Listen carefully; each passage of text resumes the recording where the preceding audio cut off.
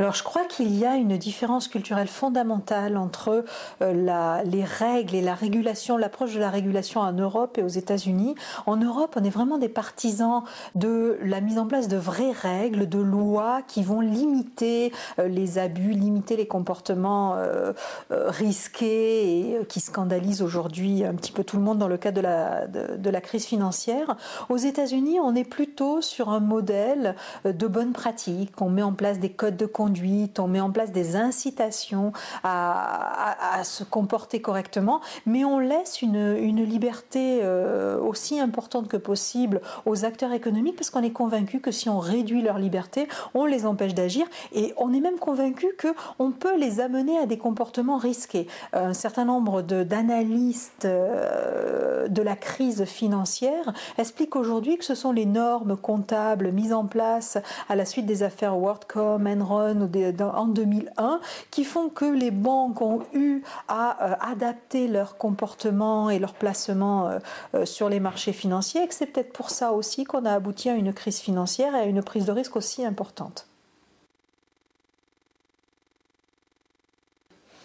Alors, je crois qu'on va être obligé de repenser le fonctionnement de l'économie internationale, au moins pour une raison. On est dans un système aujourd'hui global, dans un monde globalisé, la mondialisation, tout le monde sait ça.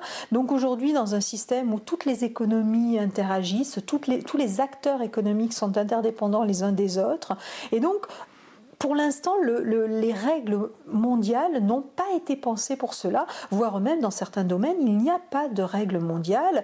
Donc, effectivement, pour protéger aussi l'activité économique, on a besoin de penser cette mondialisation et de la penser en termes de règles et de régulation.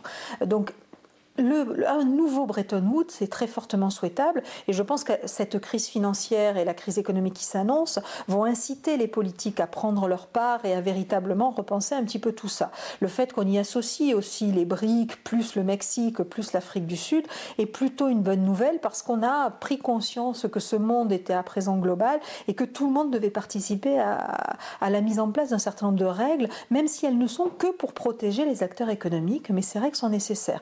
Par contre, ça fait quand même depuis le début des années 70 qu'on parle du nouveau Bretton Woods, qu'on parle de redéfinir les objectifs, les missions de ces grandes institutions, et on voit que ça n'a pas été tellement suivi d'effet. Il y a eu quelques réformes, mais on n'a pas fondamentalement restructuré le système des organisations économiques internationales. Donc, on ne sait pas trop si on va vraiment prendre les choses en main et penser un système global ou si on va se contenter, comme on l'a fait depuis la fin des années 60 et le début des années 70, de réformes à la marge de ces institutions pour leur octroyer une nouvelle mission, voire de nouveaux financements. Alors, je crois qu'il ne faut pas oublier qu'elles ont véritablement une carte à jouer sur ces réformes et ces perspectives de réforme. Rappelez-vous l'état et la situation financière de ces deux institutions ces dernières années. Elles étaient en crise, elles étaient très fortement endettées. Quand Dominique Strauss-Kahn est arrivé à la tête du Fonds monétaire international, mais Robert Zoellick à la Banque mondiale avait fait le même constat, il était nécessaire de repenser ces institutions, de restructurer leur organisation pour réduire le train de vie et pour résorber ce déficit et ces dettes accumulées. Donc ça, c'est un premier point qu'il faut bien avoir en tête. Et donc forcément, ces deux institutions ont tout intérêt à ce qu'on les réforme, à ce qu'on repense leur rôle, voire à ce qu'on amplifie leur rôle et donc par voie de conséquence leur financement. Quels peuvent être maintenant les modes de réforme ? Je crois que les grands principes, les grandes missions donné à ces institutions au moment de Bretton Woods en 1944, rappelons-le, Fonds monétaire international, c'était l'institution qui était en charge du système monétaire international, qui devait s'assurer que les paiements seraient toujours possibles dans les transactions internationales. Pour résumer, c'était sa mission essentielle. La Banque mondiale était à l'époque une banque internationale pour la reconstruction et le développement, donc elle devait financer la reconstruction et le développement. Et puis, si on va un peu plus loin, l'OMC, à l'époque, on avait pensé une OIC, est chargée d'assurer la libéralisation, la baisse des barrières tarifaires et non tarifaires au commerce.